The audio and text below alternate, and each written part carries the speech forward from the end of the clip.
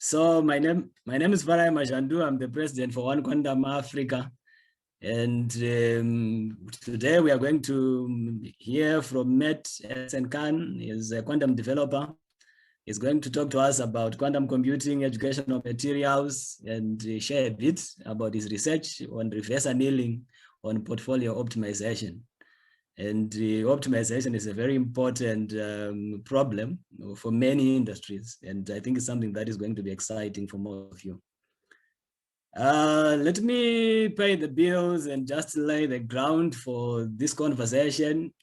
And perhaps let me talk about what One Quantum is all about. So One Quantum is, as Andre puts it, is our effort to provide a stage, voice, and safe space for all those that are active in quantum, and those that are interested too, who want to join in, so that they find a platform to belong to, they find a community of people, people of diverse backgrounds, so that we can all come together, exchange ideas, collaborate, and learn on one platform to build an industry which works for everyone and creates impact in almost every society.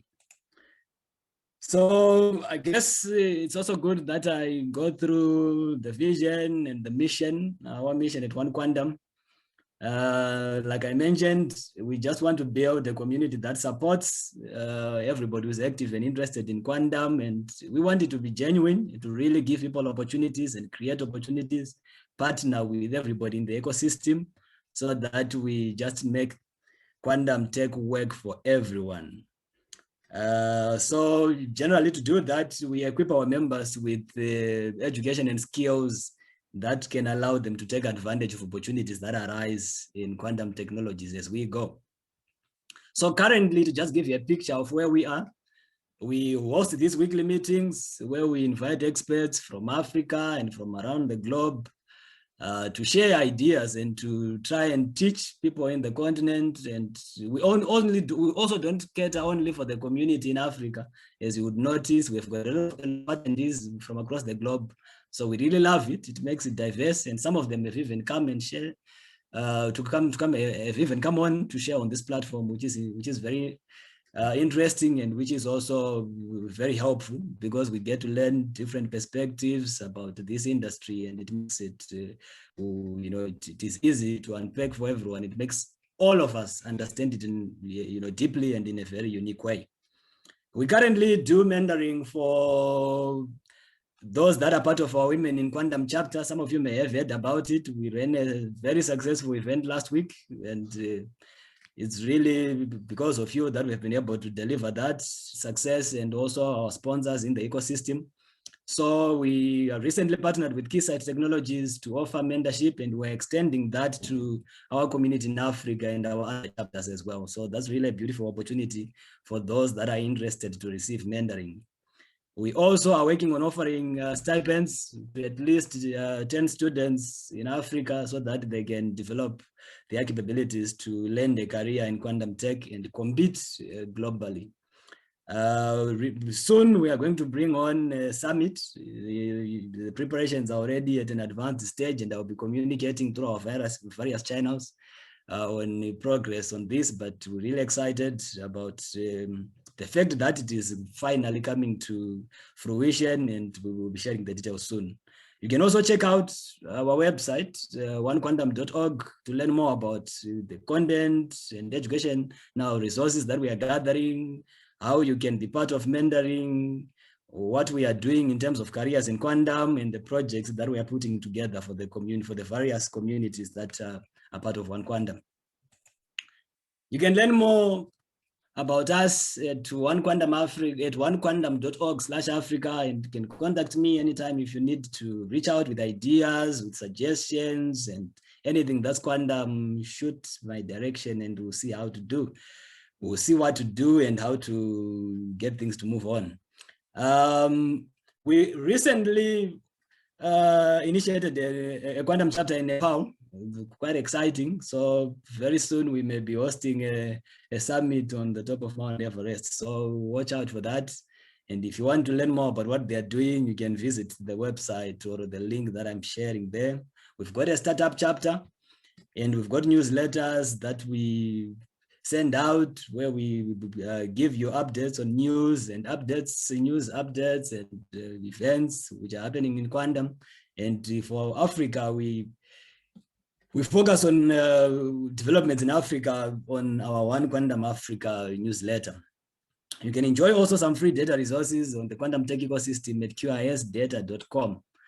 So you can keep this conversation going and talk to me on the various social media channels that are shared on this page, on Twitter, LinkedIn, Facebook, on my website.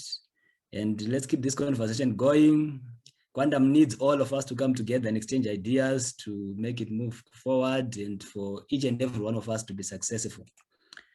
So let me talk about our colleague who is with us today, who is going to share on this platform today, and we're really thankful to have him. So we are going to hear from Mert Esencan. Mert is a quantum developer at a financial services company in the US. He did undergraduate studies in symbolic systems, did a physics double major, and there's a master's in management science and engineering, all from Stanford University. During his master's, he was a teaching assistant for quantum computing. So he will really share with us the hacks and the tricks that can allow all those that are starting and those that are at an advanced stage to keep going. He worked at QIA, researched reverse annealing on portfolio optimization problems, and is interested in quantum applications in finance. And he's also an entrepreneur. He recently co-founded a startup called Zazura Computing, which is a quantum-related trading startup. Recently, Mert got a PhD offer at Oxford University, and he's looking forward to start on this program in October. He likes to be involved with the community, which is why he's with us. He's a founding member and partner at Stanford Quantum Computing Association, and they host events, and they host this event called Quantum Conversations. You can check it out as well. I think he's going to share details about that and many other events. So he's got quite a lot of experience in this space, and he's got a lot of things to share with us all. And like I said, he's going to lead a conversation on quantum computing educational materials, how to get started, what are the things that he has seen that work better, or that work for the communities where he has been. And we can also consider those and see if they work for us and what doesn't work, and any other ideas that he has on quantum computing education. He will also briefly talk about his research on reverse annealing on portfolio optimization problems. Before I give him the floor, let me just talk about what is going to happen next week on Wednesday. That will be at 3 p.m. as usual, because we shifted this meeting because Mert had a circumstance that demanded it. We unfortunately have already have people who have signed up to speak at our meetings up to June, who have signed up at 3 p.m. So unless they request or they accept that we can shift the meetings, we may not be able to do it unless we get to the second half of the year. So we are going to hear from Desaline Kasau, who is an assistant lecturer in the School of Electrical and Computer Engineering at Debre Marko University in Ethiopia. He's going to talk to us about generation and manipulation of photons from the quantum photonic integrated circuit. And his focus will be to look at how quantum technology can get out of the lab to reality. So make sure you join us next week. So I think this leaves me to come back and give Mert the floor. So Mert, thank you very much for being with us and for making this possible. I know you had a hectic schedule today, but you still insisted that we had to see this through. So thank you very much for that. We appreciate it, and I appreciate it as well. So you can take it on. Yeah, thank you, Farai. Thanks for hosting me today. I really like doing events like this, and thanks to Andre and Denise, obviously, for organizing One Quantum. But yeah, I like taking things very informally, so please don't think of this as like me presenting and me talking. I would really appreciate if everyone joined in on the discussion. Like, we don't have to do like presentation then Q&A. We can just start right now with the discussion, and if you're like available to like turn on your camera, we can do that. If you have questions, please shout them out. There's no like question priority or anything. So please interrupt me at any time. All right, let me share my screen. I think this is gonna work. Is this good? Can you see the presentation? Sure, we are good. We are good. Let me start the presentation. So this is the regular slideshow, right? Yes, it's all good now. Okay, perfect. Yeah, I'm gonna talk about my research briefly. So I think it's very interesting, but I don't want to delve much into it. I want to talk more about like educational resources for quantum computing and how to get started, because it is an emerging field still, although we have many resources now and many people got into it in the recent years. I think sometimes a lot of information can also be a curse. So there's a lot of resources, but sometimes it's hard to navigate through the landscape. So I want to talk about that a bit as well. Actually, most of my presentation, I want to do that, but let me go through my presentation. Okay, well, you already did this, so I don't have to do this, but most of my research came from the D-Wave 2000 qubit and D-Wave advantage machine for reverse annealing. Okay, so well, what is quantum annealing? So even before we start with reverse annealing, I want to talk about quantum annealing. And here, maybe if you are familiar with quantum mechanics, most people are familiar with quantum tunneling. And some people who did physics are familiar with adiabatic evolution. So quantum tunneling is when you have, like when you think of this as a ball, for the ball to move to a lower place in this graph, it would have to move. It would have to like lose kinetic energy and have some more potential energy and come back to the bottom. But with quantum tunneling, you can pass through these barriers, right? And then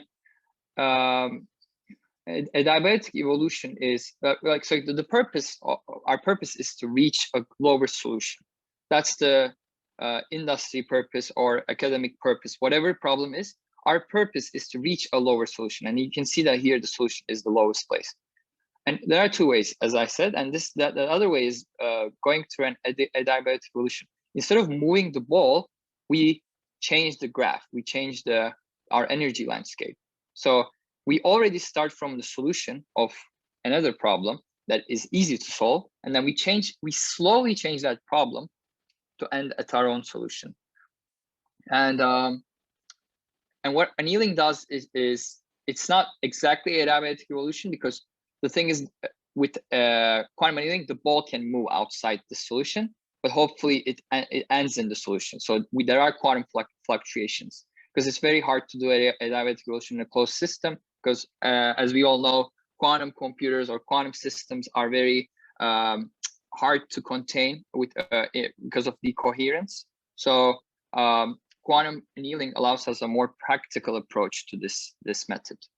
And the thing about annealing is it's analog. So it's not like, maybe universal is not the right word, because there's research that shows that annealing is universal computing, but annealing is analog in the sense that it's not as flexible as gate-based models. So gate-based models is what we're usually used to when we talk about quantum computing, where like we have circuits and we have gates and what is taught at quantum computing classes. Whereas annealing is more,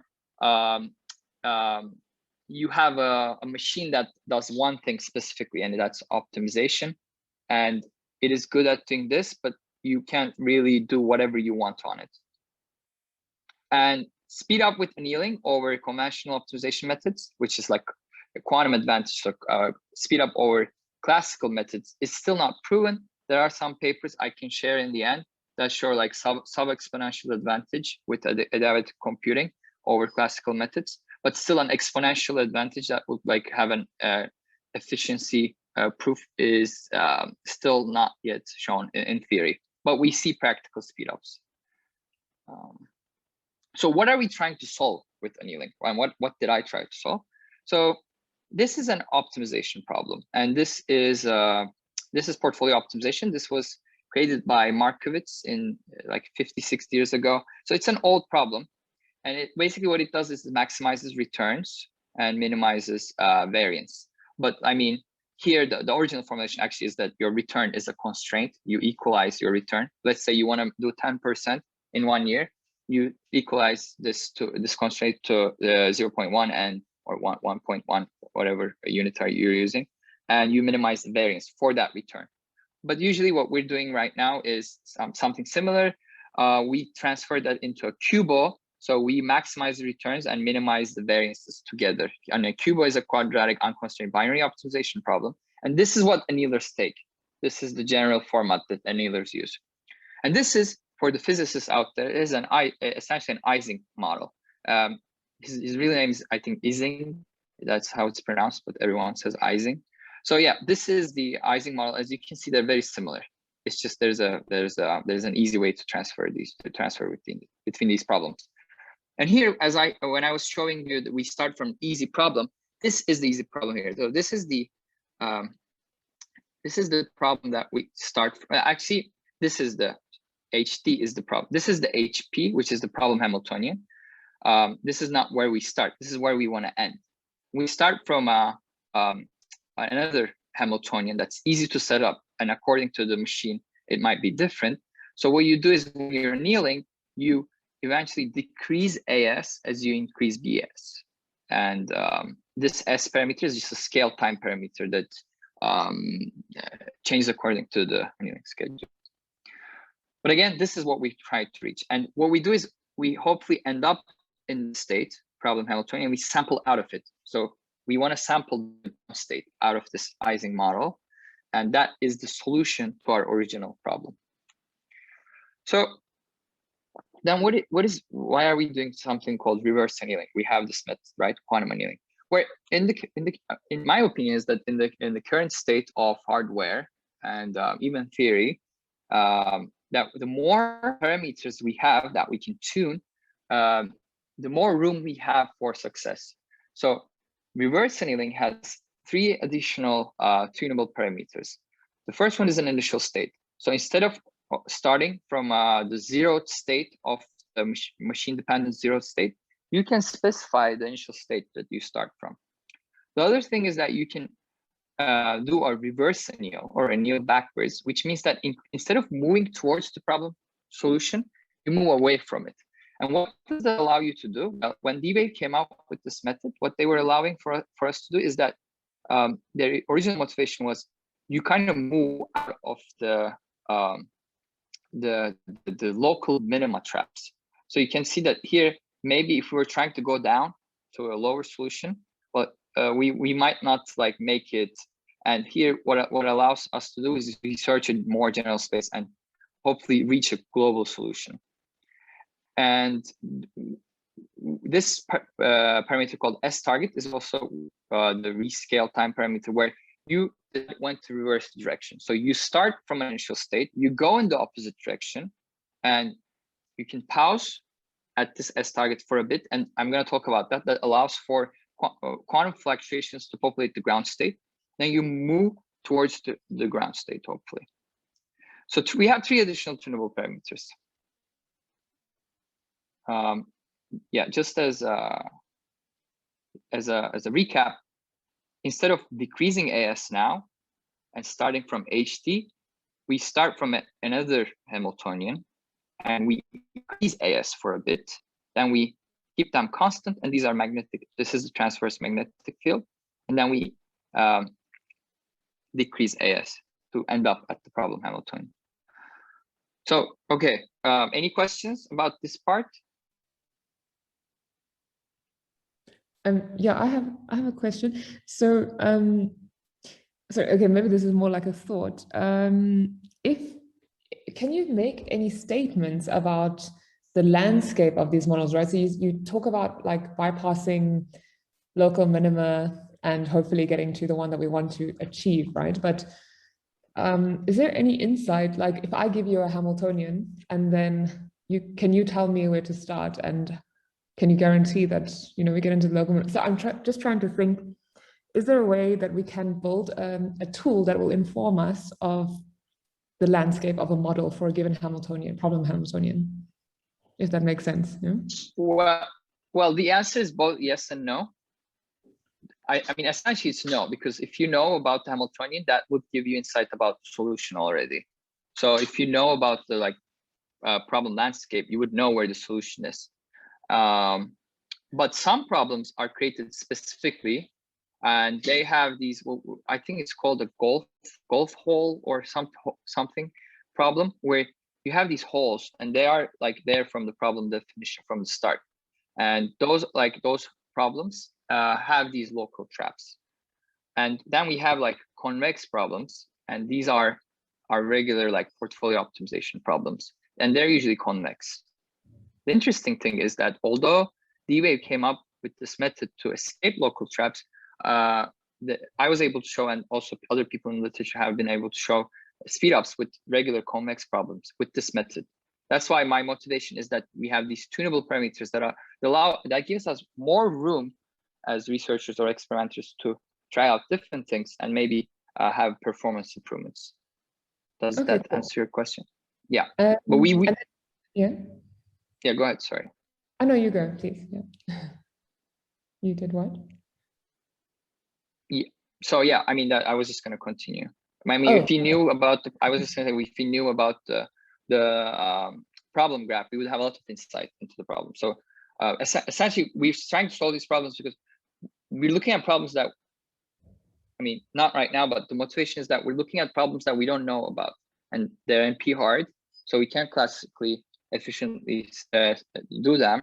So we turn to quantum to solve these problems. And right now, of course, quantum is not incapable of solving classical problems as fast as the best classical solvers, but we have new results. Like every month we get something new. D-Wave just published their annealing results. They were able to do like a beat path integral Monte Carlo method with their, and they did reverse annealing actually. So they used this method, although they don't explicitly say it. If you look at the schedule, you would see that they did reverse annealing, and I'm going to show the schedule now.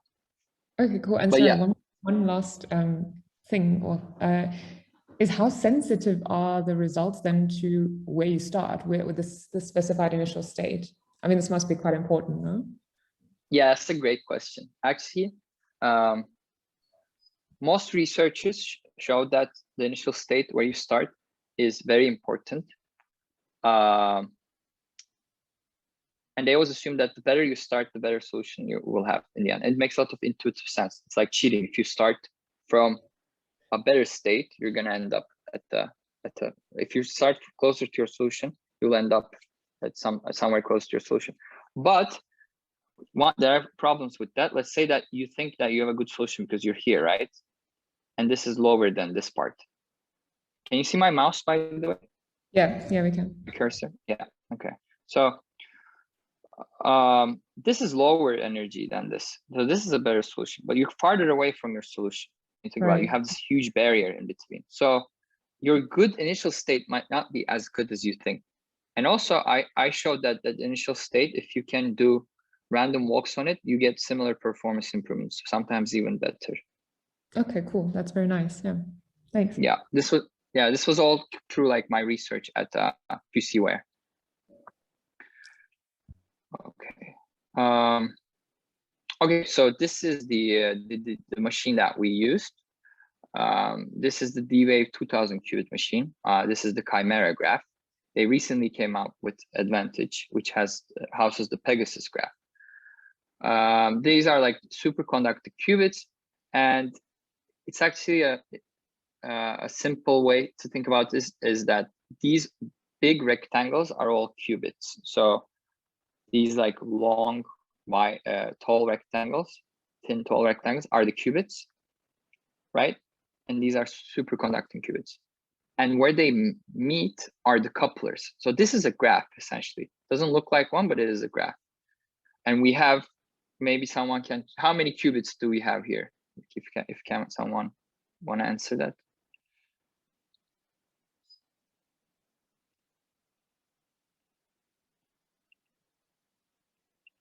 It's fine. Just shoot a number. Do a random guess. It's between 1 and 10.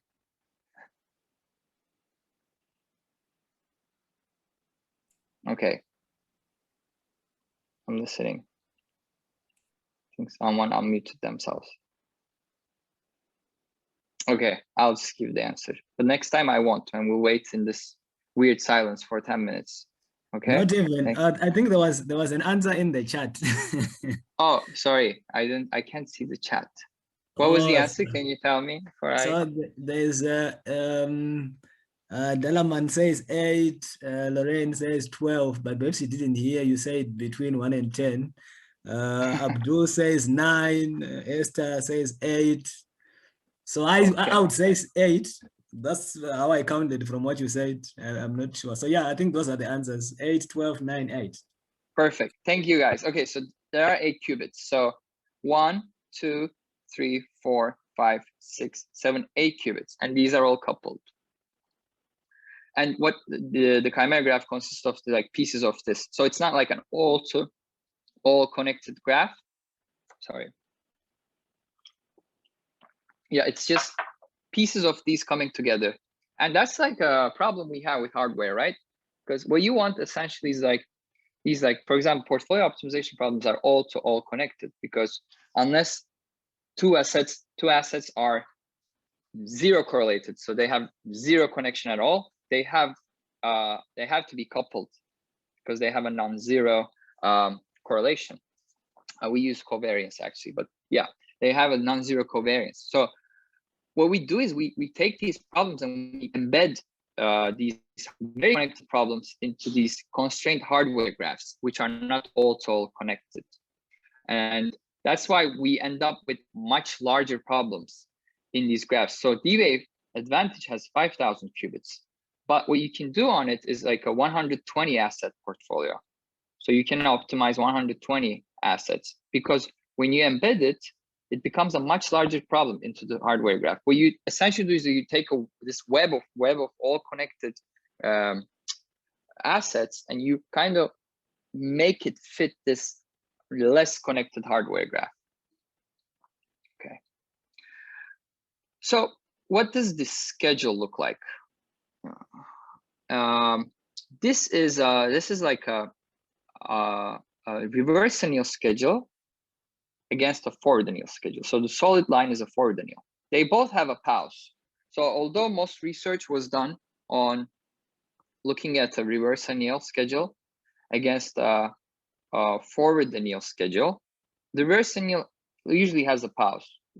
Because you reverse direction, you have to pause at least a bit. And the forward anneal usually is just a straight line, straight flow from 0 to 1. And this is the rescale time parameter. So this essentially tells you where you are in the schedule. And this is the regular time parameter. Seconds. So it wouldn't be a fair, I didn't think it was a fair test to look at a forward anneal against a paused reverse anneal. So I put a pause in a forward anneal to compare, have a fairer test, and I still showed advantage against the forward paused anneal. And reverse annealing against the regular forward annealing has been shown for like more than 100x speedups in these portfolio optimization problems. And again, these are embedded problems. As I talked about, they become very much larger. Yeah, any questions about this graph? Sorry, this graph is a bit confusing. So what happens here is we start from the end of the anneal. That's why it's called a reverse anneal. So 1 is the end, because like you go from 0 to 1 in the rescale time parameter. You start from the end of an anneal, you anneal out, so backwards, and then you pause for a bit, and then this is the end is the same, just a forward anneal. Any questions? Yeah, and if anything comes up in the chat, Farai, please let me know, because I can't see the chat. And we still see a speed up against the forward paused anneal. And why do we see a speed up? So that was my question. Well, what do we know? We know that more research is needed. We know at least that, but the performance improvement for reverse annealing comes from the ability to lie in the opposite direction, because when you look at the like all other parts of this graph, the only different part is this part. So this is where the advantage is coming from.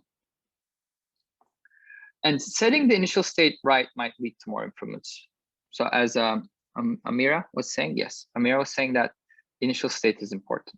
Yeah, so there are many ways to do that. And most research was done on greedy search or genetic algorithm to feed in the initial state. Well, what I worked on was letting it evolve as a random walk. I didn't essentially set it. I just let it do its own thing, which is at the end of each anneal cycle, you take the previous state where the previous anneal has left off on and feed that in as an initial state to the next problem, to the next anneal cycle.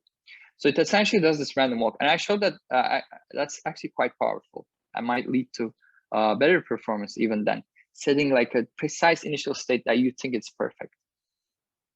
And lastly, success exists for a small region in the parameter space. So we need, as I told you there, we have 3 more parameters to tune right. So those parameters have to be tuned right. And it's not an easy problem because when you're dealing with hyperparameters, if you're like brute forcing over like so many variables, you're essentially losing that speed up because you gotta like do this like pre-processing.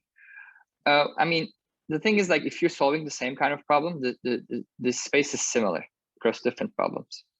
Even different machines, it is similar. So I was able to show that DWave 2000 qubit machine and DWave 5000 qubit machine advantage had similar parameters across the similar optimal parameters. But for each problem, you need specific fine tuning.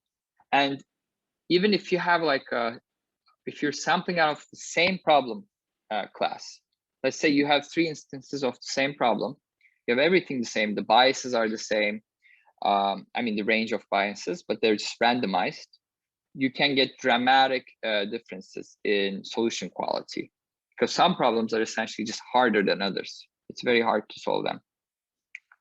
And again, more research is needed. So this is the part where I talk about reverse engineering, and I am done. So any questions about this part? And if not, I'm going to move on to the quantum education stuff. I don't know, Mert. This one is perhaps not a very clever question, but I'm just wondering. So, given that quantum annealers are specialized for optimization, are they ever going to be overtaken by gate-based computers on problems that are relating to optimization? Or we are going, because they're specialized, that's my argument. So are they ever going to be defeated in that front? What's your comment on that? Computers for optimization, I mean classical computers built for optimization? Or I meant the gate-based models versus quantum annealers. Are we ever going to see the annealers being replaced, especially when it comes to looking at optimization problems only? Well, yeah, I mean, I don't want to really say my like honest opinion because like there's D-Wave, there are many players in the field. D-Wave is essentially like the supporter of annealing based. I mean, they're all of their stakes is in annealing based. And then Google, IBM, Rigetti, IonQ, or like many other hardware providers are gate-based, but different models like superconducting, ion traps. There's atom computing, which does neutral atoms. How can I answer this? Well, D-Wave machines are very powerful. And right now they are more closer to solving real-world problems than gate-based models, but they're analog. So what that means is that they're not flexible. And if we are trying to solve a problem in a different way, let's say that we model a problem as an optimization problem, right? You can do it for many different problems. There are many use cases. You can go to like these annealers websites and they will show you so many use cases. Vehicle rerouting comes as well, one. Inventory optimization. I mean, I said optimization, but yeah, you can like look at these problems. But let's say that you can solve a problem in a different way, different model, and the gate-based machines would be able to do that because they are flexible. They are you create random circuits on these models, right? Well, of course, you're like limited by hardware fidelity, 2-qubit gate fidelity, 1-qubit gate fidelity. So it's essentially like it's a very hard question. But I can talk about history. In history, when we had classical computers 50 years ago or 60, 70 years ago, computers started as analog and they moved to digital, right? We had these mechanical arms built for doing like calculations. What was the Babbage machine? Someone maybe who knows more about these history of classical computing might correct me, but we moved to electricity, right? Digital computers, because they're more universal, because we don't know what we're going to do with these machines. Essentially, that as people are working so hard for the hardware, we have the other arm, which is software, that's essentially emerging at the same level. So gate-based is more universal, but we don't know. We don't know. Maybe many problems in quantum can be modeled as optimization problems, and annealing is always going to be useful and more powerful, maybe. But we don't. It's still like this field is so interesting just because of these many questions. We don't even know annealing has a exponential speed up over classical methods.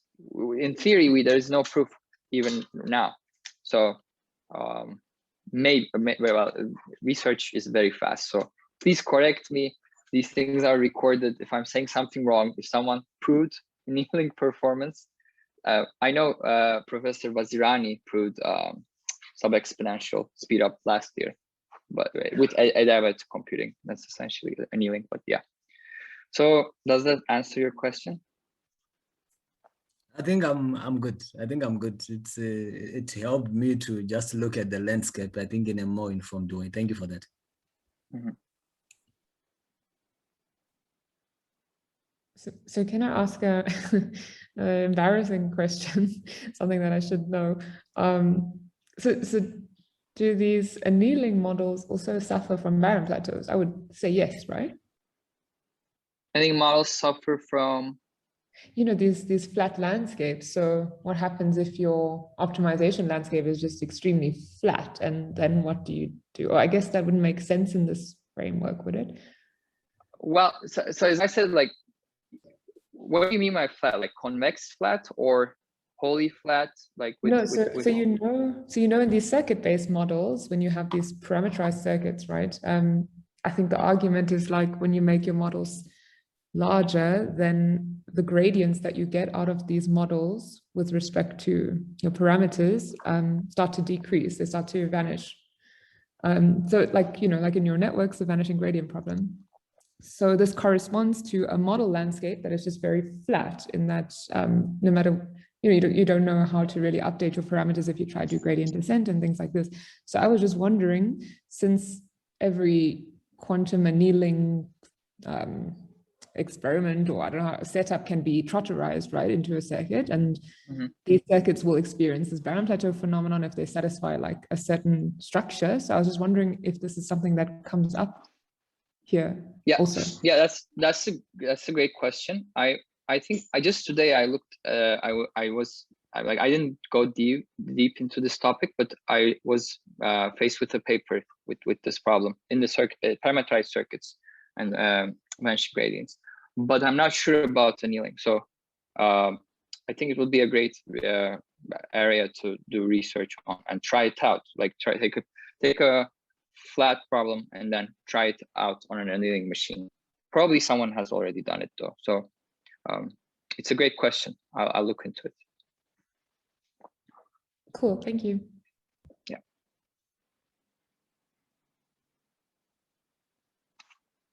Okay, so how are we doing in time, Farai? Am I like past the half of my time, or? No, we are good. We are left with 20 minutes. So yeah, I guess we should have enough time to cover education and have a discussion as well. Perfect. Okay. I have a quick question. Yeah, I'm go sorry ahead. to just jump in. I lost connection for a second. So I'm not sure if I missed this, but you spoke a little bit about the genetic algorithm and how you could potentially use that to get an initial solution to, or the initial state to feed in. So I just wanted to clarify, you doing that on a classical device, right? Yes, you do it on a classical device. Let me put it in the chat. That's why I stopped the screen sharing. If you Google this, there's a great paper that talks about many of the stuff that I talked about today, and also talks about using genetic algorithm, both as a benchmark to the problem. I can't remember if it was using genetic algorithm to feed in an initial state. But genetic algorithm is quite powerful. It's an algorithm that can run in an only classical machine, and it solves optimization problems. So it's essentially like you're taking your problem, you're feeding into a classical machine, getting a solution, right, or something close to a solution, and you take that solution and you feed it into your quantum machine, and then you anneal with it. So with reverse annealing at least. And what reverse annealing was proposed to do is like improve solutions, because there's a problem that you can't solve with a classical machine. Let's say that and then you take that problem and then your best bet of a solution, and then you feed that into your quantum machine and maybe improve your solution. And genetic algorithm is done classically, yes. Is that what you were asking, Krupa? Yes, thank you very much. I think I have a better understanding of what you mentioned.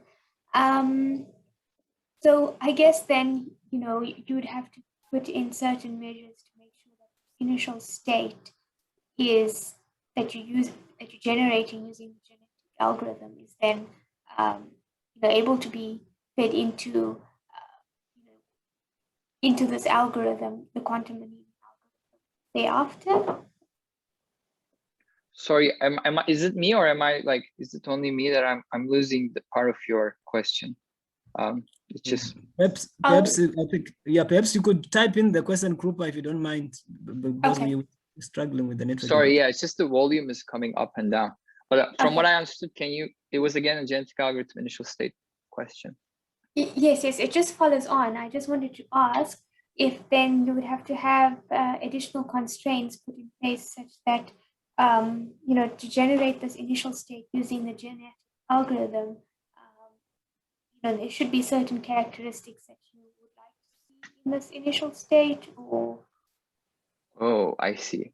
Again, very, very good question. So essentially, yes, but it's very hard. Like if you're like going for a lower solution, which is like a better solution, but you were going actually in space, to the problem landscape space, you're going to somewhere closer to your solution, because essentially what you want is, you don't want a good solution, you want something close to your global solution. So if there was a way to do that, that would be great. But again, that comes back to Amira's original question about, do we have any insight on these problem landscapes? But essentially, no. If the problem is interesting enough, you don't know anything about the problem landscape. So there wouldn't be a way. It would be very smart if there was a way, but there wouldn't be a way to like get close to your global solution with genetic algorithm, at least, because genetic algorithm is just trying to minimize your cost function. So just goes as below as it can. So it just goes down on the problem landscape.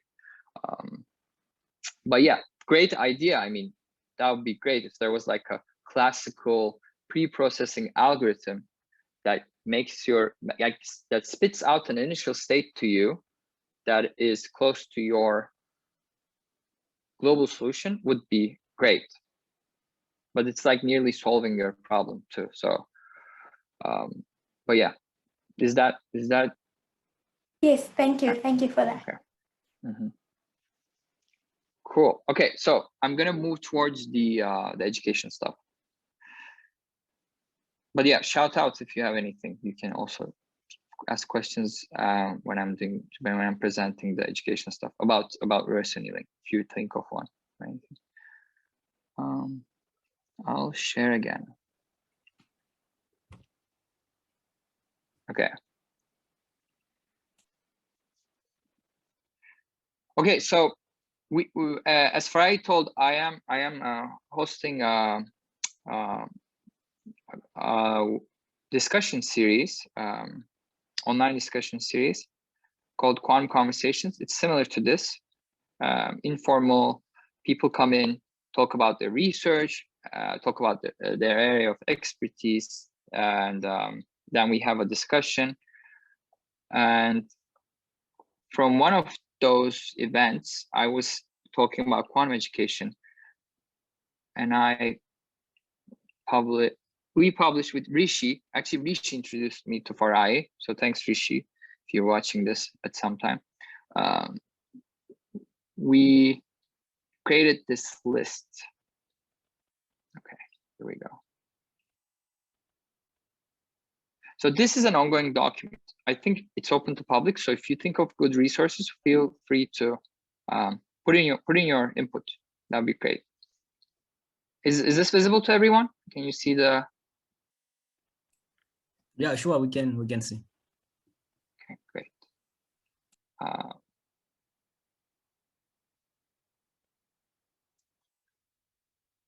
So first of all, the main book of quantum computing, I have it right here with me.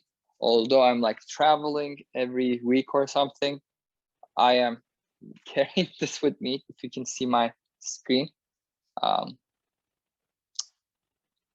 This is the Mike and Ike, Nielsen and Chuang, Quantum Computation and Quantum Information. This book is great. So is everyone familiar with this book?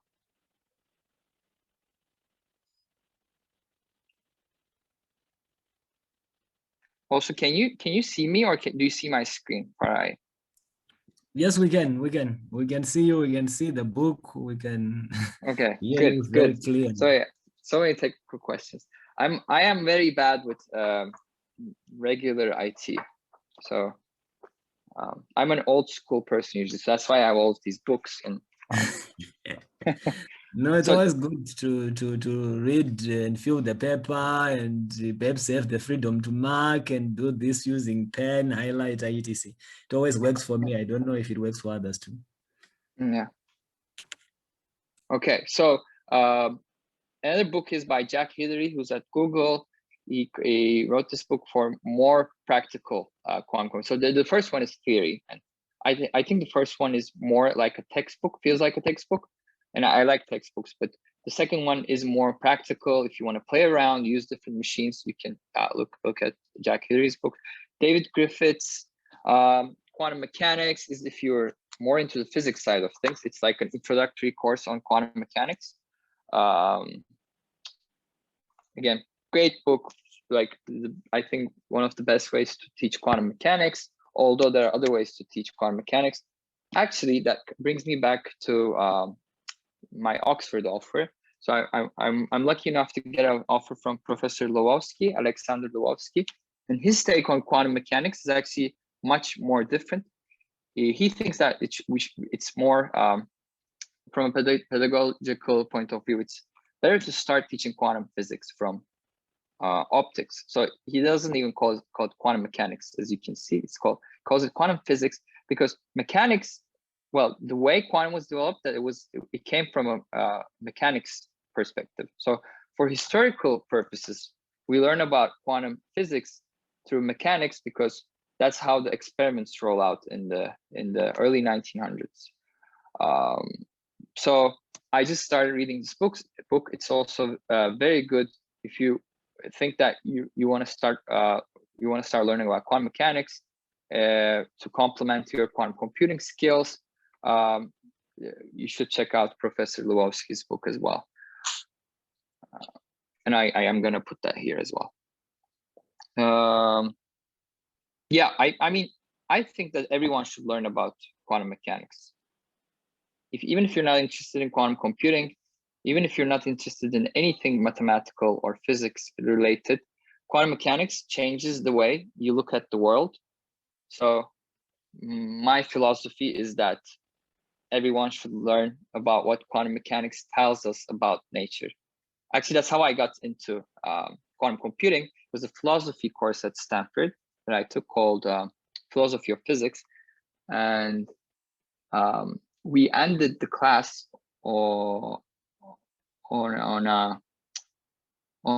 a quote with, like, near the end of one of the end lectures, we were looking at David Deutsch and how he thinks that quantum computers prove, in some sense, the multiverse. Because how can you get so much exponential speed up, so that power through one universe? That it has to be one computer dividing itself to many universes, doing the computations in every universe and coming back together to your own universe to get that magnificent exponential speed up. And I was like, what is this thing? I need to learn more about it. So it was my like freshman year at Stanford. But yeah, sorry, I'm going along. Scott Aronson, probably everyone has heard of him. He has a blog as well, if you want to check it out. But this is a book that he wrote, also different take. It's not like a textbook, more mathematical, but easy to read. Quantum Computing since Democritus, and super fun. Bob Koike and Alex Kissinger, they're from Oxford as well. They're from the CS department. Bob actually left Oxford to start at CQC, yeah, Cambridge Quantum Computing, as the chief scientist. And he took quantum mechanics and he was like, okay, I'm gonna start from scratch and develop a new theory that explains all these quantum experiments. And it's called categorical quantum mechanics. And he uses the same idea to explain quantum computing in this book with Alex Kissinger, who was his student. Now he's a professor at Oxford CS. And this book is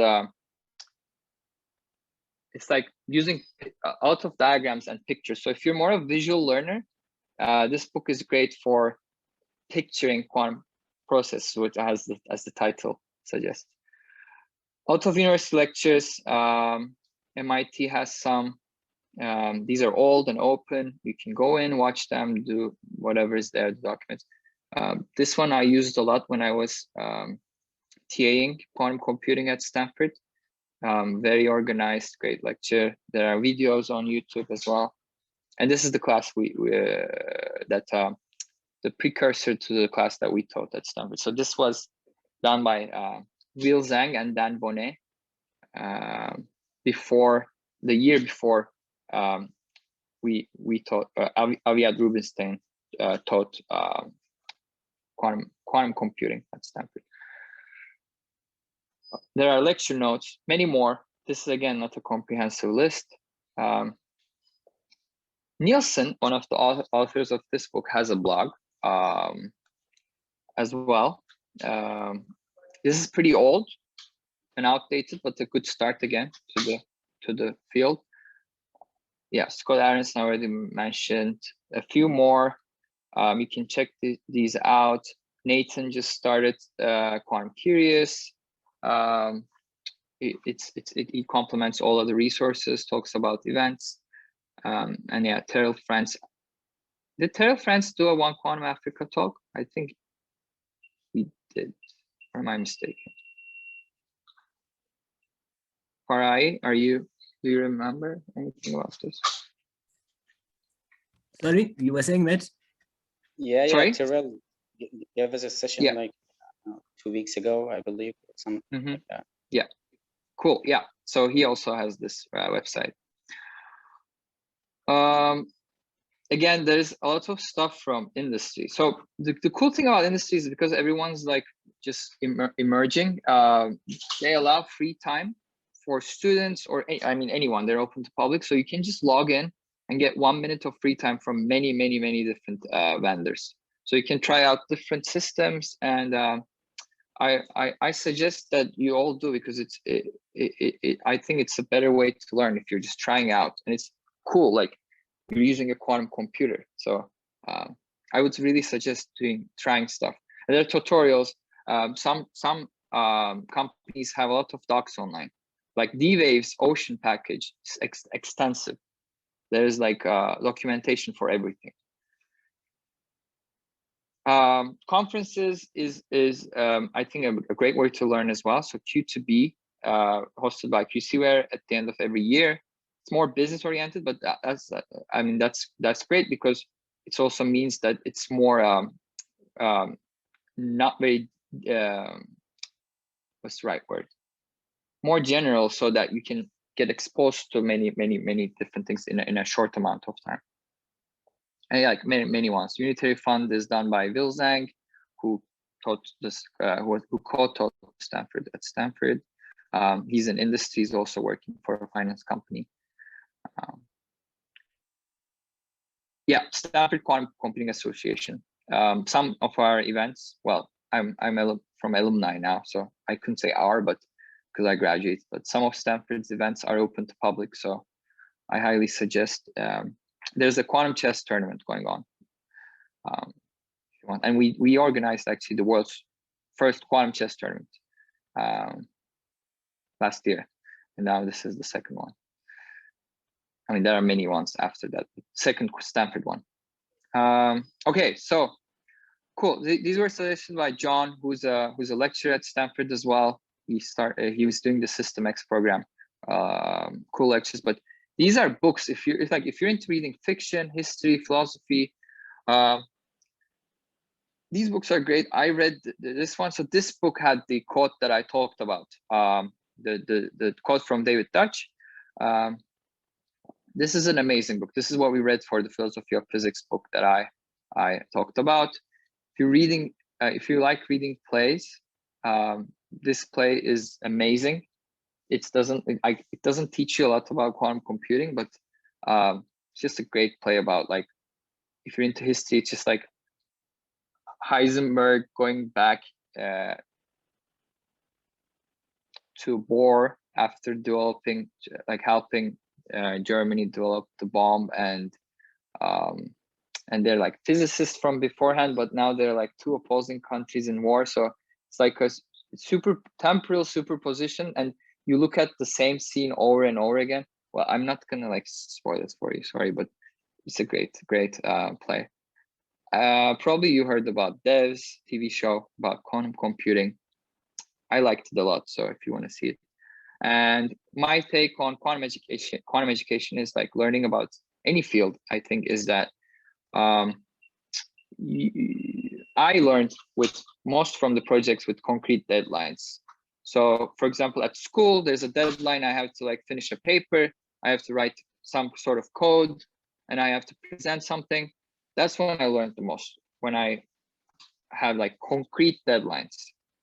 So if you don't have like anyone who's like setting deadlines for you, you can also set your own deadlines and really stick to them. And that's why like these organizations like One Quantum, many other organizations, Q World. So these organizations have hackathons, classes, challenges. IBM has the IBM challenge, and just going into those and with concrete deadlines is what is going to teach you the most in quantum computing.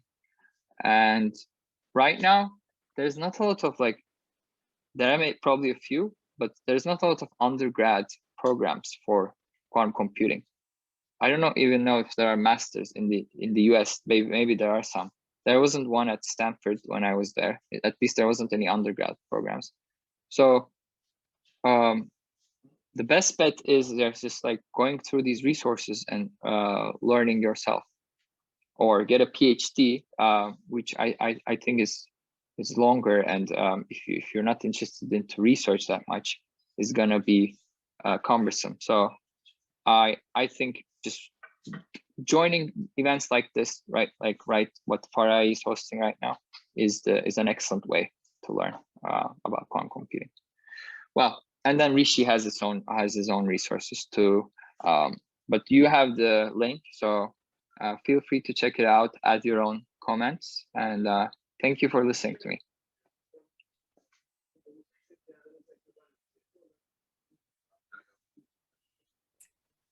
Thank you very much, Mert.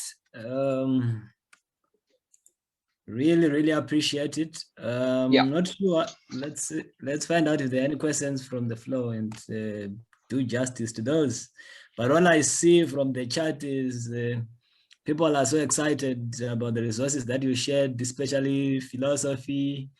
Yeah. And for me, the poems, I think I would want to introduce young people to this. So it would be interesting to just bring in some of these lighter versions of physics to them before they, get in the deep dive of Mike and I or anything else, just to create interest. I think that's very important. Yeah, so I agree. So perhaps as I wait for questions on anything, I wanted to ask you, when you started doing helping on quantum at Stanford, how was the ecosystem back then versus where we are today? What has changed, and have we moved forward or backward? Because we have that perspective, which we don't. And what have been the surprises, happy and sad ones as well? Well, first, the freshman year, I didn't know that much about it, so my knowledge might be limited. But this was like 5 years ago, 6 maybe. Am I that old?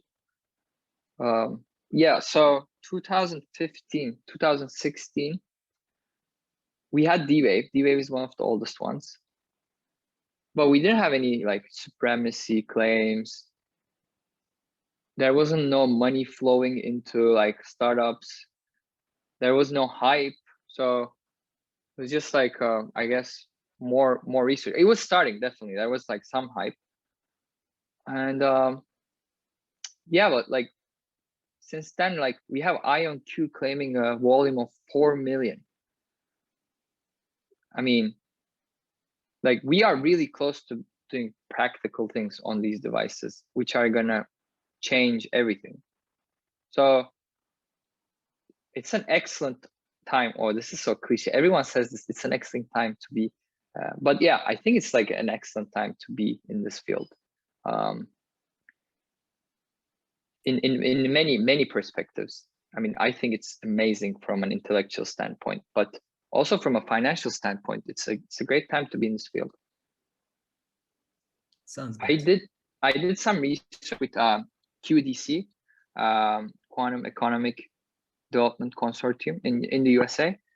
Now we were looking at workforce trends, and it's because of like more companies are developing more stuff.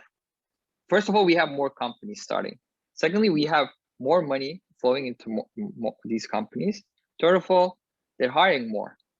So we looked at workforce trends, and we saw that there is an increase in hiring people with less of an education. So let's say you're an undergrad and you just graduated, you could get a software engineer job at a quantum position, which is what happened to me actually, because I have a master's. So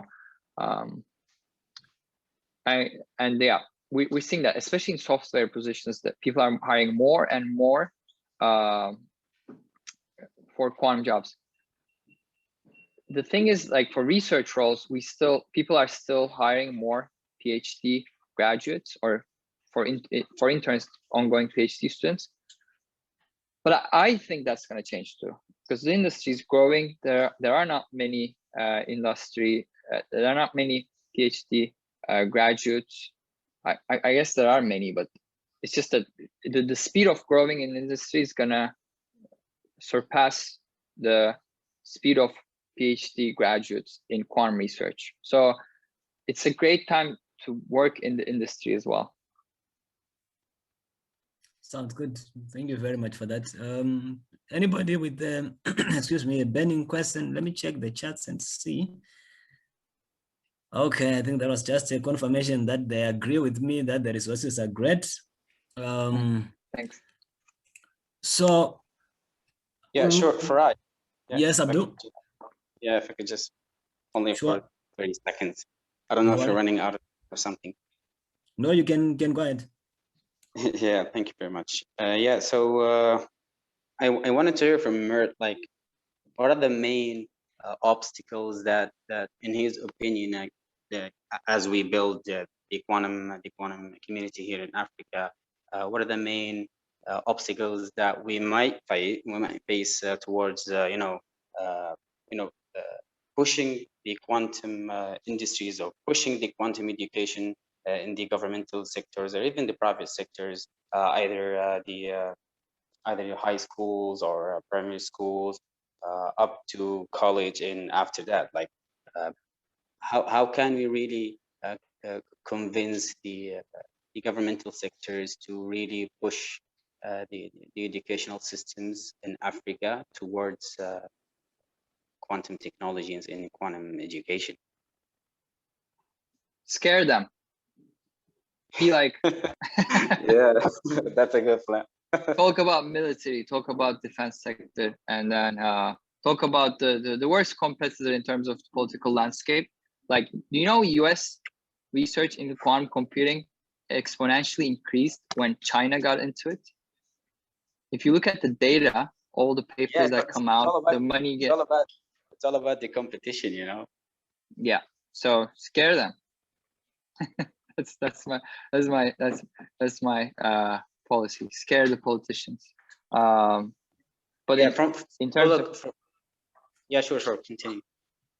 In terms of a technical standpoint, hardware is hard. So let's say like you get like a huge grant from a government sponsor, right? Sure. But we don't know which hardware is gonna succeed. There are many players in the field, and it's an all stakes game. Winner takes all.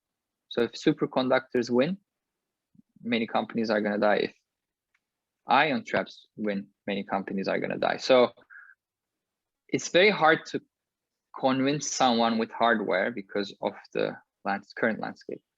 It's also very hard to convince someone with software, at least like the government people, because they want to see something built.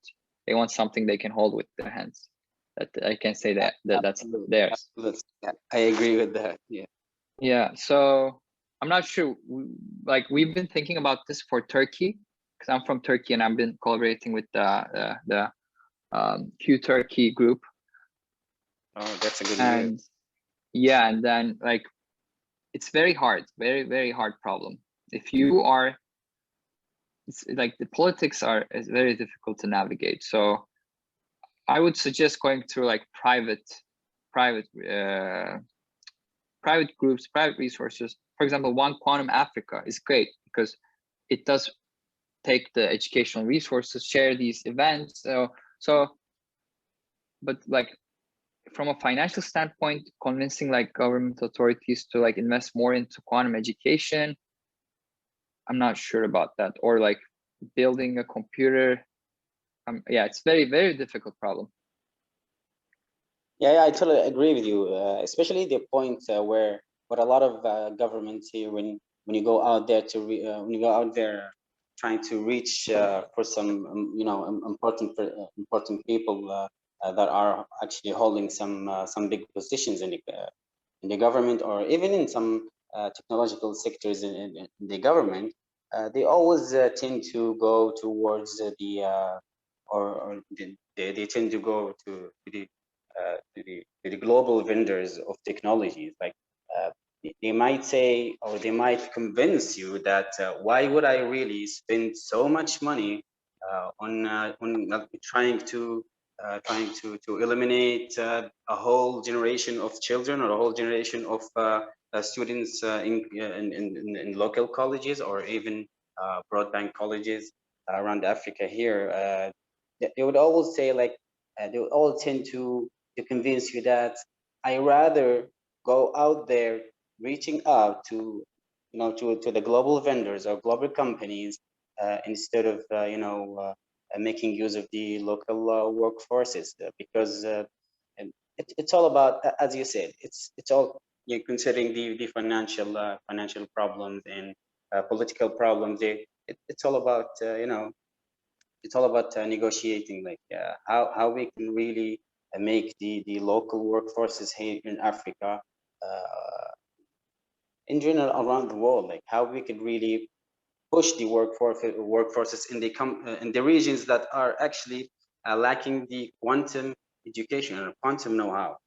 This is in my own perspective, I see this is a much more bigger problem that are facing the quantum communities, instead of thinking about the problems who's going to win, like quantum annealing or universal quantum computing. I think the real problem that the quantum world or the quantum communities around the world are facing is that how can we really make the small companies around the world, or the small countries, the small regions that are lacking the quantum education, as I said before, how we can really push quantum technologies, quantum education in their system. Malek, if you could just summarize, perhaps we're a bit overboard. I'm all summed up. Sure, sounds good. Thanks, Malek, for that.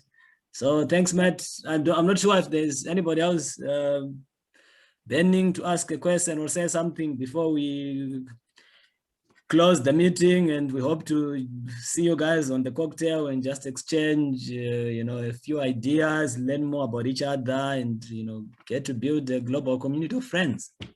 That is what quantum needs, I guess.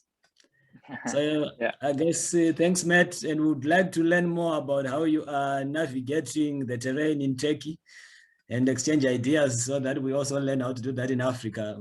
Here, we think we want to create this platform and bring them on so that they know what we are talking about, and perhaps they will be part of the conversation. Maybe that's how we can break through, but nobody knows, like you said, and let's try it. All right. Thanks, everyone. Thank you so much. All right, see you on the cocktail. Thanks to everyone for joining. I really appreciate it. Good evening, good morning, good day, wherever you are. Thank you very much.